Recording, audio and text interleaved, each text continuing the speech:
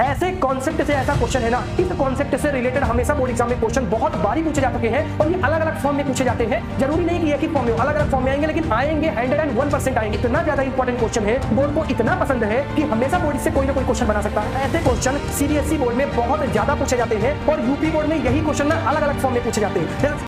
Hello बच्चों, कैसे हैं आप सब? मेरा नाम है आशीष पांडे, आप पढ़ रहे हैं द टॉपिक मास्टर अपने प्यारे से यूट्यूब चैनल पर। आज हम बात करने वाले हैं कार्बन एंड इट्स कंपाउंड के मोस्ट इंपॉर्टेंट क्वेश्चनों की। चाहे वो एमसीक्यू क्वेश्चन हो, वेरी शॉर्ट हो या फिर लॉन्ग ही क्यों ना हो, आज मैं जो आपको क्वेश्चन बताने वाला हूं वो आपके बोर्ड एग्जाम में 101% आने वाले हैं। जो बच्चा इस लेक्चर को अटेंड करके जाएगा, जब बोर्ड एग्जाम दे रहा होगा, तब उसको इस लेक्चर की कैपेबिलिटी पता चलेगी कि यार सर ने पहले ही पेपर लीक कर दिया था, भाई साहब जो बताया था एग्जैक्ट वैसे क्वेश्चन कैसे आ सकते हैं बोर्ड एग्जाम में, लेकिन आएंगे। आज इस लेक्चर को जो बंदा देखेगा ना, उसको कार्बन एंड कंपाउंड से रिलेटेड कोई भी प्रॉब्लम नहीं होगी और 101% आपके क्वेश्चन जो बोर्ड एग्जाम में मिलेंगे वो इसी लेक्चर से मिलने वाले हैं। आइए स्टार्ट करते हैं और बढ़िया तरीके से इस लेक्चर को समझते हैं। सबसे पहले मैं एमसीक्यू क्वेश्चन की बात करता हूं। तो सबसे पहले मैं बात करने वाला हूं कुछ ऐसे क्वेश्चन जो जर्नल फार्मूले से रिलेटेड पूछे जाते हैं।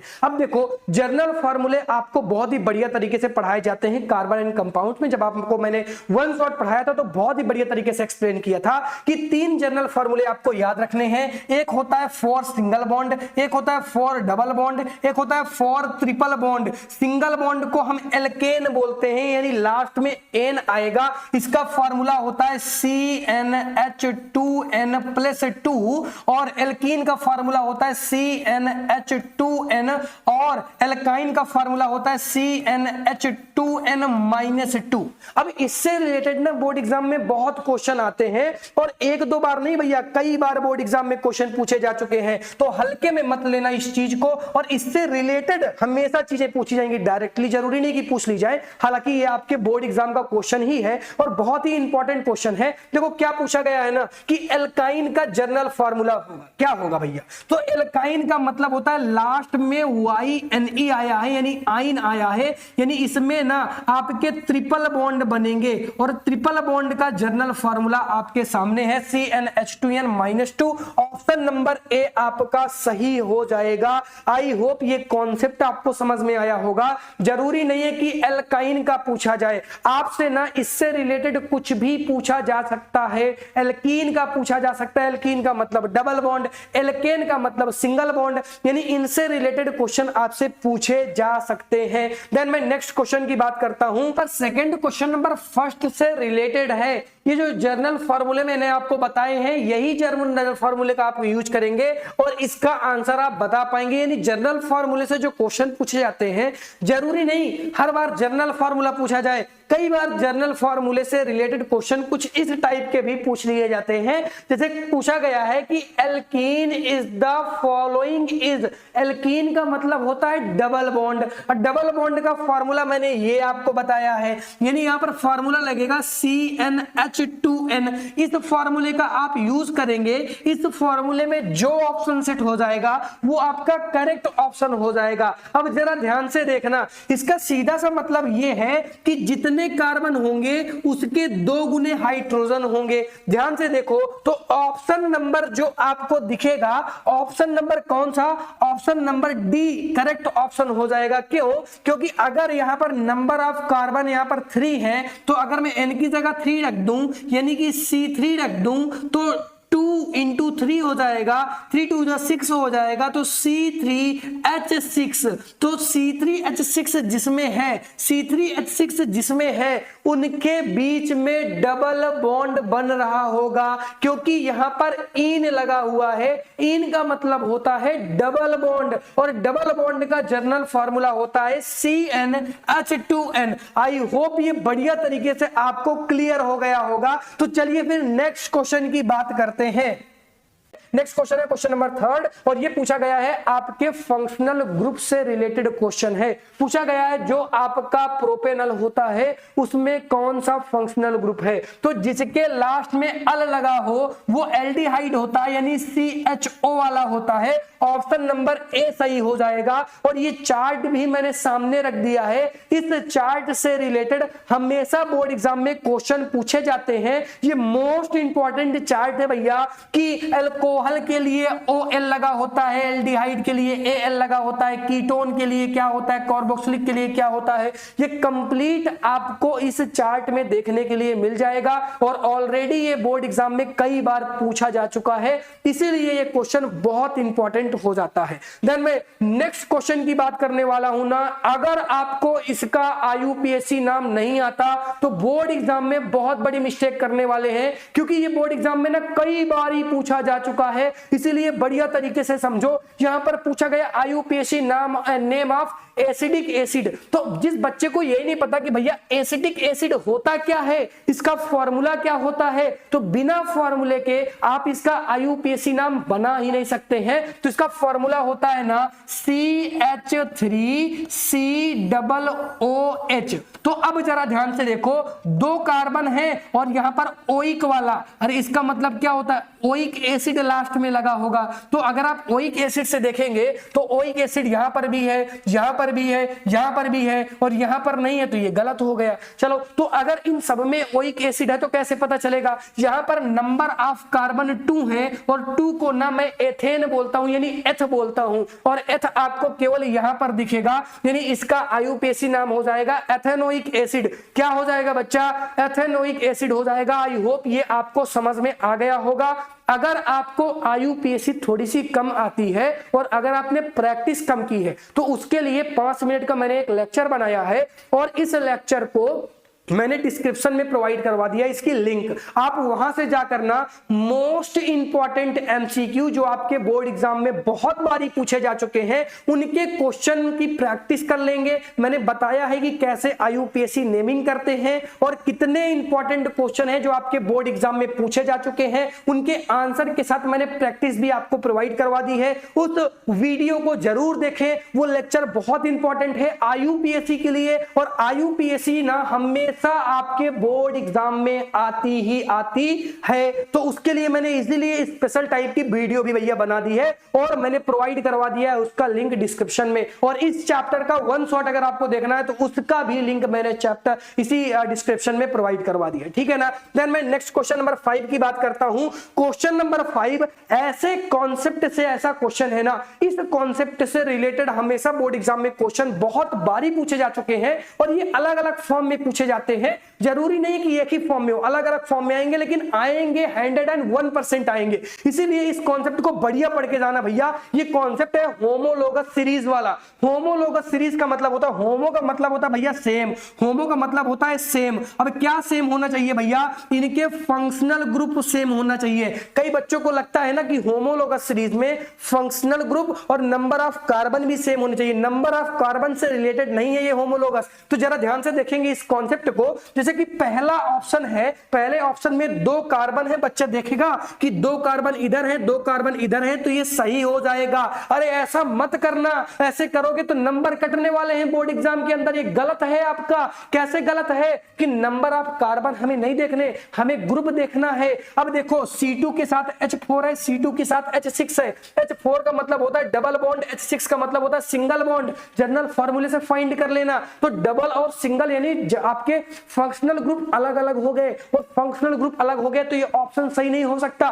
बी नंबर की बात करता हूं, यहां पर OH ग्रुप लगा हुआ है, यहां पर CHO अल्कोहलिक ग्रुप है, एल्डिहाइड ग्रुप है, ग्रुप अलग अलग है, ऑप्शन गलत है भैया। ऑप्शन नंबर सी में अगर आप देखेंगे तो CHO इधर लगा हुआ है, CHO इधर लगा हुआ है, ग्रुप सेम है, लेकिन नंबर ऑफ कार्बन अगर आप देखेंगे तो इधर एक ही कार्बन है लेकिन इधर 2 कार्बन है। कार्बन सेम से क्या मतलब, मैंने शुरुआत में बताया था कार्बन से मतलब नहीं है। बच्चे यहां पर ना बहुत फंस जाते हैं कि कार्बन के नंबर भी देखने लगते हैं। नहीं भैया, आपको केवल और केवल फंक्शनल ग्रुप देखने हैं, तो फंक्शनल ग्रुप के अकॉर्डिंग ऑप्शन नंबर सी सही हो जाएगा। देन मैं बात करने वाला हूं ऑप्शन नंबर डी की, तो ऑप्शन नंबर डी भी गलत है, क्योंकि यहां पर एल्कोहलिक ग्रुप है और यहां पर एल्डिहाइड कीटोन ग्रुप है, सॉरी। तो यहां पर ग्रुप अलग अलग है, लेकिन केवल और केवल ऑप्शन नंबर सी है जिसमें ग्रुप सेम है, होमोलोगस सीरीज है। कोई डाउट है क्या? कोई भी डाउट आपको नहीं होगा। मैं नेक्स्ट क्वेश्चन की बात करने वाला हूं। इस टाइप के क्वेश्चन ज्यादातर सीबीएसई बोर्ड में पूछे जाते हैं, तो बहुत ही बढ़िया तरीके से सीबीएसई बोर्ड वाले बच्चे देखेंगे। देख क्वेश्चन क्या पूछा गया है, right the molecular formula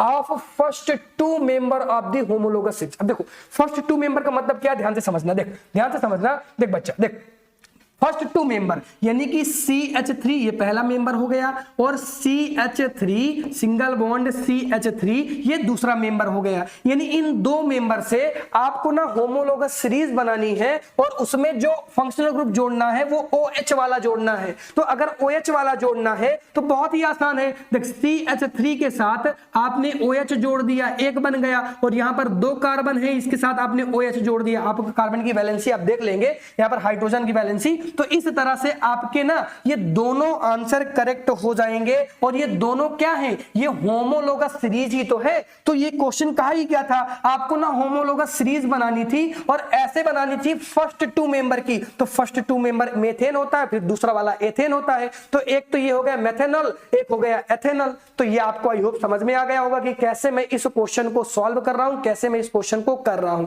I hope ये बढ़िया तरीके से आपको समझ में आ रहा होगा। देन मैं नेक्स्ट क्वेश्चन की बात करने वाला हूं, और नेक्स्ट क्वेश्चन भी बहुत इंपॉर्टेंट है। क्वेश्चन में क्या पूछा गया है, right the name and the structure of aldehyde with the 4 carbon of atoms. यानी एल्डिहाइड का मतलब होता है CHO, इसका फंक्शनल ग्रुप होगा, और कार्बन के नंबर 4 हैं, तो 1 2 3, और एक तो इसके पास खुद कार्बन होता है, तो ये हो गया 4। तो ये आपका क्या बन गया, इसका IUPAC नेम बच्चे बताएंगे। IUPAC नेम इसका क्या होगा, सभी बच्चे कमेंट करेंगे कि इसका IUPAC नेम क्या होगा, और मैं इंतजार करूंगा आपके कमेंट की। बाकी तो मैंने सब कुछ बता ही दिया है, तो आई होप ये बढ़िया तरीके से आपको समझ में आ गया होगा। देन मैं नेक्स्ट क्वेश्चन की बात करने वाला हूं। ऐसे क्वेश्चन सीबीएसई बोर्ड में बहुत ज्यादा पूछे जाते हैं, और यूपी बोर्ड में यही क्वेश्चन ना अलग अलग फॉर्म में पूछे जाते हैं। जैसे सीबीएसई में एक साथ पूछ लेगा, तो यूपी बोर्ड में एक अलग अलग करके पूछेगा, लेकिन क्वेश्चन देखो सेम है, क्योंकि आप दोनों का पैटर्न सेम है, एनसीईआरटी से क्वेश्चन बन रहे हैं, ठीक है ना। तो दोनों बच्चे ना क्वेश्चन प्रैक्टिस बराबर किया करो। ये मत सोचा करो यूपी सीबीएसई भाई क्या है यार, बुक तो सेम है ना। अरे बुक सेम है तो क्वेश्चन का पैटर्न भी सेम है। धीरे धीरे दोनों क्वेश्चन के पैटर्न लगभग सेम होते हैं। क्वेश्चन के अलग अलग फॉर्म हो सकते हैं, लेकिन क्वेश्चन सेम रहेगा, कॉन्सेप्ट सेम रहेगा, टॉपिक सेम रहेगा यार। तो फिर क्या दिक्कत है, बताना, कोई दिक्कत नहीं होनी चाहिए। तो देखो ये क्वेश्चन ना, अब देखो क्या पूछा गया, 3 से 4 ऑप्शन आपको दिए गए, उनसे रिलेटेड क्वेश्चन पूछ लिए गए हैं। अब देखो पहला क्वेश्चन क्या पूछा गया है, identify which one of the above compounds is a member of aldehyde series. अब ये एल्डिहाइड वेरी इंपॉर्टेंट है, एक बात तो पता चल गई कि इससे क्वेश्चन हर बार आ रहा है एल्डिहाइड से रिलेटेड। एल्डिहाइड का मतलब क्या है भैया, एल्डिहाइड का मतलब है CHO से, जहां पर CHO फंक्शनल ग्रुप दिख जाए, कहां पर दिख रहा है, ऑप्शन नंबर 4 में, सॉरी ऑप्शन नंबर 5 में दिख रहा है। और क्या है, यहां पर है CH3 CHO। ये आपका ऑप्शन नंबर जो 5 है, ये ऑप्शन नंबर A का आंसर हो जाएगा। इसका IUPAC नाम क्या होगा, सभी बच्चे कमेंट कर दे।